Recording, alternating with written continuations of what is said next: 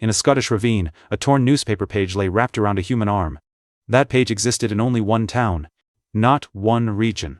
One town. About 3,700 copies, printed for a single stretch of English coast.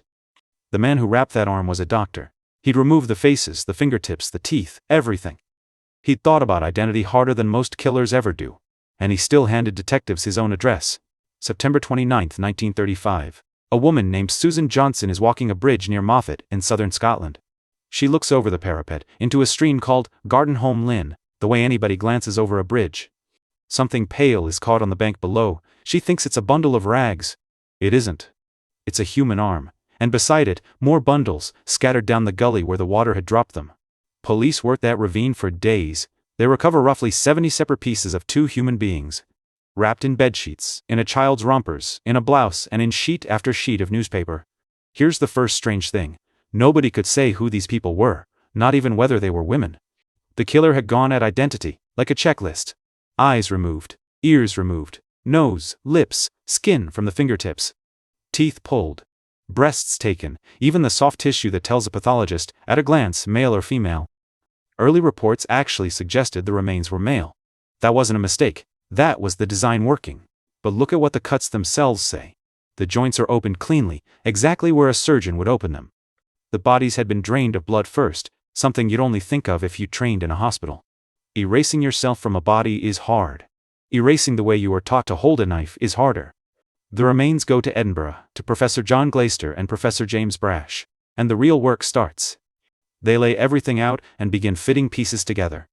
The papers start calling it the Jigsaw Murders. Slowly, two women appear on that table, one in her mid-30s, one much younger, barely out of her teens. Now, how long had they been dead? No witnesses, no clocks, just cold water and rotting tissue. So an entomologist named Alexander Mearns is asked to look at the maggots living in the remains. Blowflies find a body fast, and their larvae grow on a schedule that doesn't care what anyone claims. Measure the larvae, and you get a window. Mearns put the bodies in that ravine around 12 to 14 days. That's roughly the middle of September. Hold that date. It's about to collide with a newspaper. Because, among the wrappings, an officer notices something so ordinary that most people would drop it in the bin. A page from the Sunday Graphic, dated the 15th of September 1935. You've done this yourself. You wrap something fragile in whatever paper's on the counter and never read a word. That's the whole point. Wrapping paper is invisible. Your eyes slide off it. Nobody chooses it carefully. But British Sunday papers weren't printed as one identical run rolling out across the whole country. The big titles ran what the trade called slip editions, small local swaps, a few pages changed for one area. This page carried a story only one district cared about, a carnival crowning at Morecambe, on the Lancashire coast. That particular version of that Sunday's paper went out in a run of roughly 3,700 copies. It sold in Morecambe and Lancaster. Nowhere else on earth. Not London, not Glasgow, certainly not Moffat. So a page you could only buy in one small corner of England is lying in a Scottish ravine. 100 miles north, wrapped around a woman's arm. 2 weeks after it came off the press. Detectives still didn't have a body they could name. They had something better. They had a delivery area.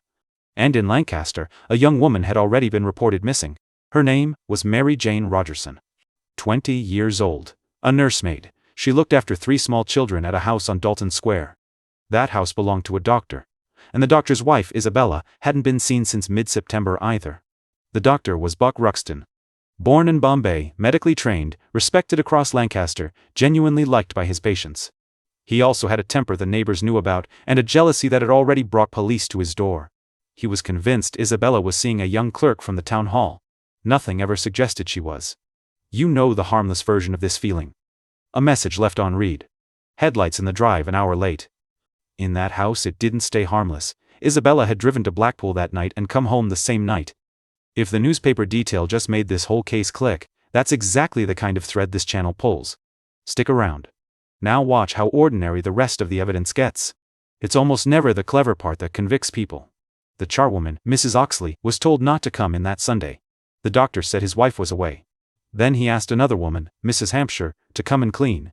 He gave her carpets. He gave her a suit. Free carpets from a wealthy doctor. Lovely. Except the stair carpet was stiff and dark, and it wouldn't wash out. The suit was stained too.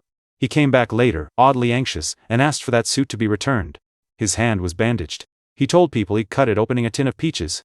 The bath had a tide mark nobody could scrub away. The house smelled of disinfectant for days afterwards. And on the 17th of September near Kendal, his car clipped a cyclist and a constable took his details. So his car is officially logged, on the road north, on exactly the days the flies had been counting. Ruxton kept talking too. That's the pattern with him. He went to the police himself, complaining about the rumors. He asked an officer to publicly deny that his wife had anything to do with the Moffat remains. Nobody had said she did. He was arguing against an accusation that hadn't been made yet. Meanwhile, Mary Rogerson's stepmother is shown a blouse from the ravine. She turns it over and finds a patch. She'd sewn that patch herself, under the arm. She knew it the way you know your own handwriting. The child's rompers were traced to the Ruxton house as well. The wrappings were doing all the work. Ruxton was arrested in October, and now the hard part began, proving whose bones were on that Edinburgh table. Because a blouse identifies a blouse. It doesn't identify a skull with no face left on it. This is where the case makes history. Glaister and Brash had 2 skulls and 2 women's names. They also had photographs of Isabella Ruxton, including a studio portrait taken while she was wearing a tiara. Here's the idea. A photograph of a living face is also a record of the bones underneath it. The chin, the brow ridge, the width of the jaw, the exact spacing of the eye sockets. So they photographed each skull from the same angle, at the same distance, enlarged to the same scale. Then they laid one image over the other, the way you'd hold 2 receipts up to a window. Skull number 2 settled into Isabella's face. Every landmark lined up, jaw, temples, the sockets behind her eyes. Skull number 1 didn't. It sat wrong inside her outline, and that mismatch mattered as much as the match. One skull couldn't possibly be her. One couldn't be anyone else. They had their 2 women back. It's believed to be the first time skull-to-photograph superimposition was ever put before a jury in a murder trial. Today it has a name, a method, and known limits. In 1935 it was 2 professors and a dark room. And there's a detail here that's easy to walk straight past. Look again at what he chose to remove. Isabella had a distinctive nose and prominent teeth. Both taken. Her legs were thick at the ankle, trimmed. Mary had a squint in one eye. The eyes were gone. She had a birthmark on her arm. That patch of skin was cut away. Every single deletion matched something only her own household would know. He didn't erase 2 anonymous women. He erased Isabella and Mary, feature by feature, from his own memory. It's like a blacked-out line in a document. The blank doesn't hide the sentence, it measures it. The trial opened at Manchester in March 1936 and ran 11 days. Ruxton testified, wept, denied everything.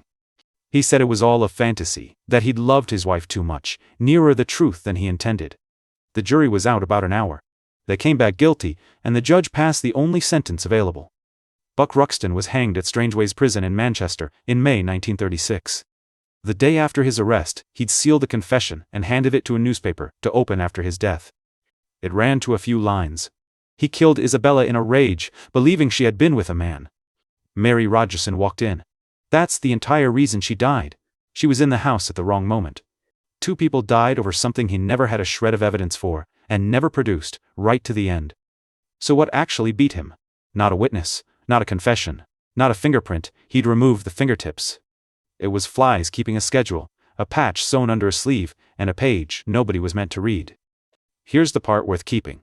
Evidence isn't only the thing you're hiding, it's everything you touch while hiding it.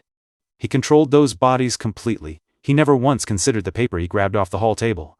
And the harder he worked at erasing them, the more precisely his edits described the 2 women he knew. Removal isn't absence. Every deliberate gap has a shape, and the shape points back at whoever made it. Forensics has far better tools now, DNA, isotopes, facial approximation, but that logic hasn't changed since Edinburgh. You can destroy a face. You can't destroy the fact that someone chose which face to destroy. A doctor erased 2 women, then wrapped the pieces in a page sold in exactly 1 town on Earth. Isabella Ruxton and Mary Jane Rogerson were people long before they were evidence. Their names are why this case is taught. Cases like this deserve to be remembered. Subscribe, so the next one doesn't go forgotten either. Next time, the single laundry mark that undid a killer who burned everything else. Thanks for sitting with this one.